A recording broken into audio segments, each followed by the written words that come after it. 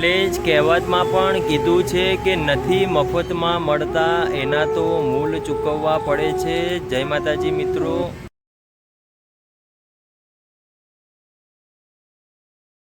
તમે ખુખાર મેરડી માતાના સાનિધ્યમાં જાઓ છો ને તો એટલું માનજો કે તમારો એવો કર્મ છે। જ્યારે તમને સત્સંગ સભાનો યોગ થયો છે, ઘણા લોકોનું સપનું છે કે હું પણ માળીના પ્રવચનમાં જાઉં।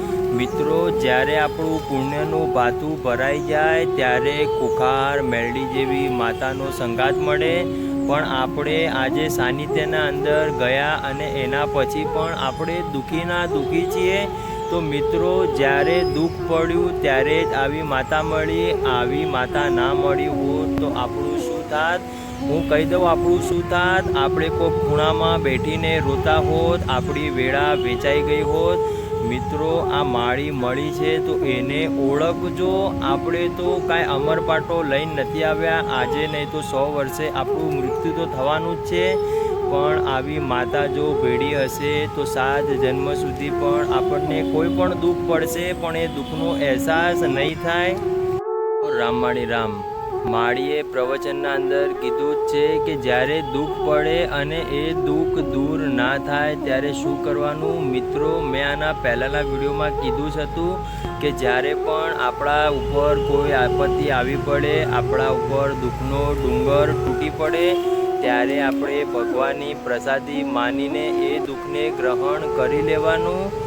મિત્રો, માળીએ પણ એ જ વાત કરી। માળીએ જ કીધું કે તમે તમારું ભાગ્ય માનજો કે જ્યારે દુઃખ પડ્યું ત્યારે તારા જેવી માતાનો સંગાત થયો। મિત્રો, કાળા કળિયુગના અંદર આપણને માતાજી મળવા, ભગવાન મળવા બહુ અઘરા છે। પણ આપણને જો ખુખાર મેરડી માતા મળી ગયા છે તો આપણે એમના ભરોસે જીવન જીવવું છે।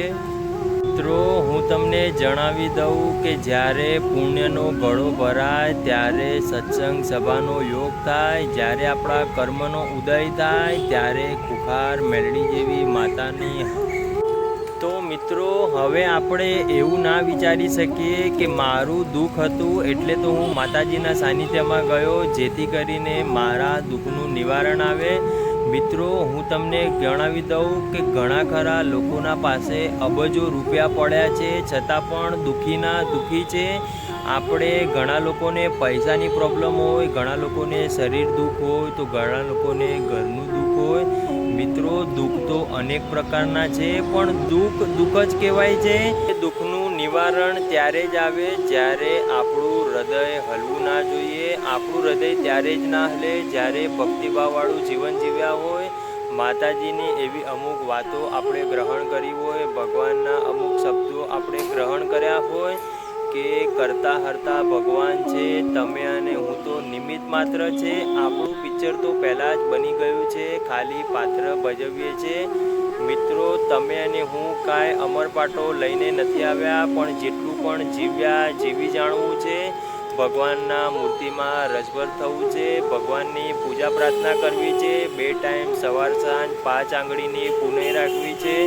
આપણા જીવનના અંદર એવું ગમે તેવું દુઃખ હશે પણ આપણે એટલું ભાગ્યશાળી માનવું છે કે આપણને પ્રવચનનો સત્સંગ સભાનો યોગ થયો।